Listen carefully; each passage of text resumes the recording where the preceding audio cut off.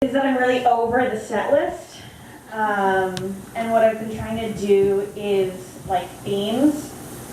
And I was driving up here from Seattle, and I was like, fuck, what is my theme gonna be? And I did a show on Tuesday at Seattle Poetry Slam, and the theme was things I've learned since moving to Seattle, which has been about a year. And I had no clue. I was like, I could do the same set again. And I came up here, and I came into the space, and within like 2 minutes, I was like, okay, the theme is home. And that's kind of a testament to you guys. It's just a really good feeling here.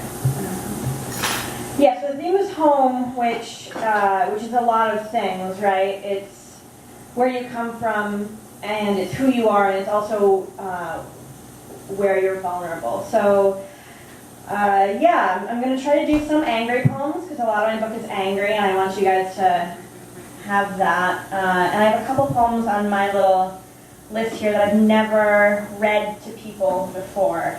So, yeah.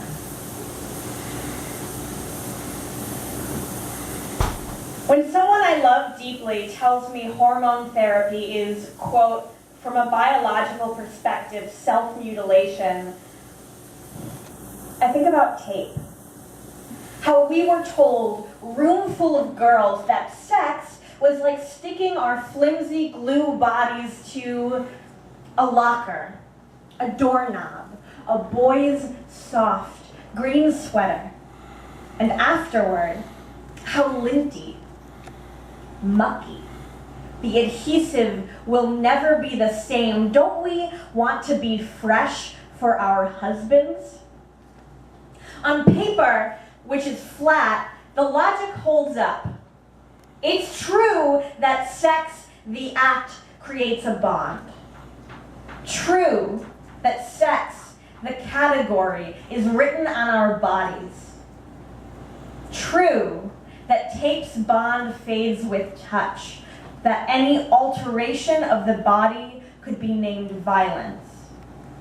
But what about us, the so far still living of us? Trained, our truest wants are filth, our truest selves grotesque, our truest names unfit for polite company. If logic does not take care of us, then logic is wrong. Woo!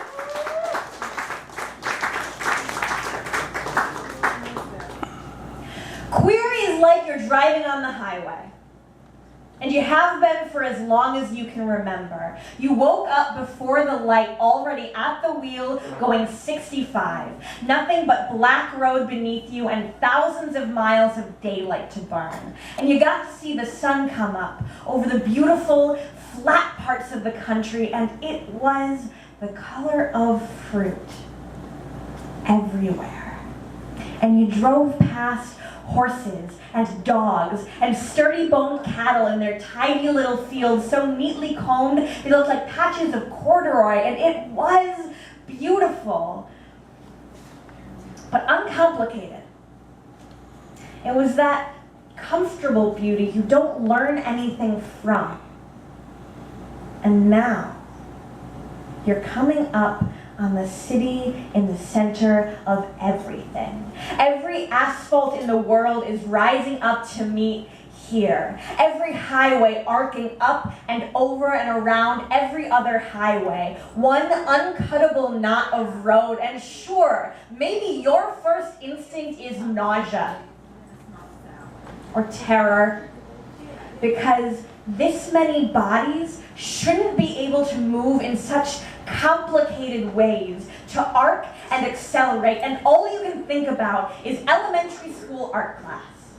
How they thought they could teach you perspective, handed you a clutter of straight lines to try and match how the planet bends. And even then you knew that was crap, and now, here, moving as you are through impossible vectors. The idea of flat is irrelevant. The idea of straight is laughable, and it doesn't matter that your brain wants to average all of that into car crash and construction because the road on its concrete stilts is strong enough to carry you, and your body already knows how to move, and the engine has all this speed with your name on it, and the other drivers have been leaving a space open. And they didn't know why. Because you didn't know why. But they left it open for you. Whoa. Woo.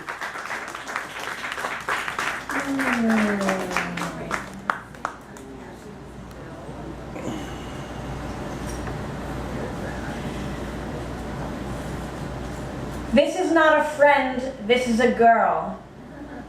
Paint my nails. Braid my hair. Kiss my neck. Beloved. Beloved. I wrote 100 poems pretending you ghost. Immortal, keen, and wail. Shiver and lamp flicker. You'd hover, half over my shoulder, half inside it. The books you read.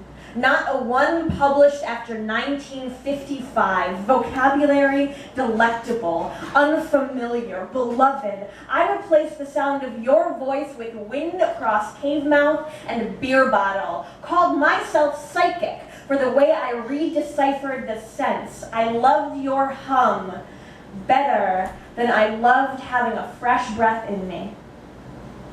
I liked wanting to touch you more than I actually wanted to touch you, beloved.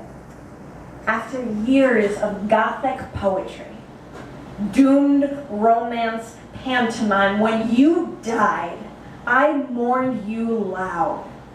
Tore my garments, hung my body with blood. Anyone who'd listen, denounced myself coward, got me to a nunnery, devoted myself to the saints of missed chances. Oh, what we could have, I said. If only, I said. Cursed my own frightened name, cursed the easy out of boyfriends, gender, and its phantom barrier I had not yet learned to climb, nor to walk straight through. Fell for women who looked like you, swore my heart died with you, swore vengeance on every pop collar, every cheap beer, vigilante in your memory. My art was a monument to you. My heart was your name in code, of course. You were never dead. Wouldn't ugly of me that I'd rather imagine you underground, the easier my hands to grieve you with.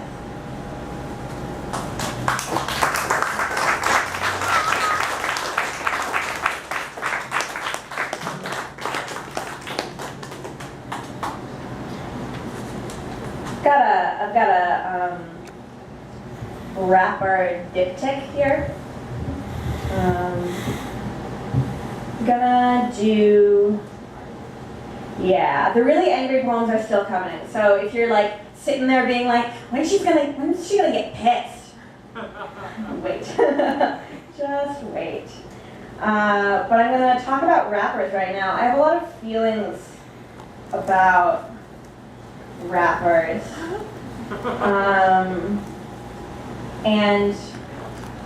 And mostly I just want to like make them all grilled cheeses with the crust cut off. Do you ever have that feeling? Like, I just need to make you hot chocolate. Inheritance. When rapper Lil Wayne was 11, his babysitter took him to the basement, pulled his pants down, and put his penis in her vagina. It was his first sexual experience. I heard about it on Jimmy Kimmel Live.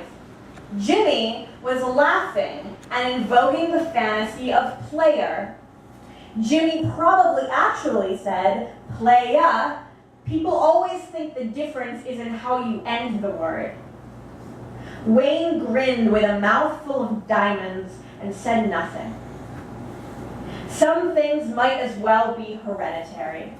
Wayne has been in a lot of basements in his time. I know he knows how to get any part of him he wants under any pants he decides. I have seen women cajole their way into his drunken bed, too. I have seen them relentless. Imagine Wayne as your babysitter. Imagine the pride of him treating you grown ass, the way his famous voice sounds when it is unrehearsed. Imagine him giving you advice so good you can't stop leaning on it, even though you can't bear to say his name anymore. Bravado. Allison says Kanye West got his bottom 4 teeth replaced by diamonds. Maggie says, does he know diamonds are what we use to cut everything? Allison says the diamonds are wearing his top 4 teeth down to little nubs. Glenna says, what happens when Kanye West bites his tongue? Nick says, hell freezes over. And everyone laughs. I think, no, it just hurts. It really, really hurts.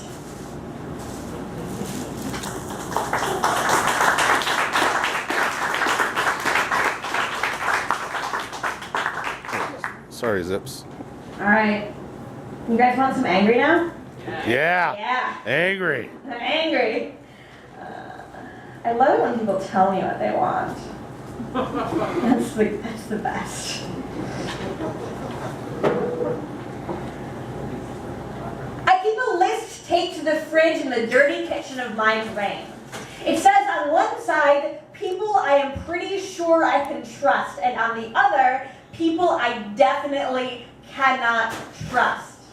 I keep a list in the freezer of all the alcohols that have ever hurt me, the swimming pools of which bottles I have been held under, in which lakes there be monsters. Rum used to be my drink because I so loved the man who drank it, who dangled from its rim, who poured it into my every underage receptacle, everything he could coax open, and I do still love him, but I don't drink that drink, and I don't look at knives, and I don't take it personal when another body treats my body wrong. I just remember it. Sometimes you want to be reminded that you can be hurt, and the man is better than the knife. I'm working on not having to choose. Until then, I'm not ashamed of having chosen. Whiskey ginger, that's my drink now. A waitress told me it was her favorite, so I ordered it to flirt. Nothing, no thing. I like to drink and flirt. You never know how strong you are until someone's trying to push into your stale bread skin and you are your weakest self. Never know how tough your crust. You never know who your friend is until you hear yourself tell him you're so drunk you'd probably do anything. And then you're piecing together memory in the morning, alone, meaning whatever he could have, he didn't. But another time, another friend did. And that's no thing to you, just how the cookie crumbles, nothing, how it rots on the kitchen counter. Isn't it better to know than to not know?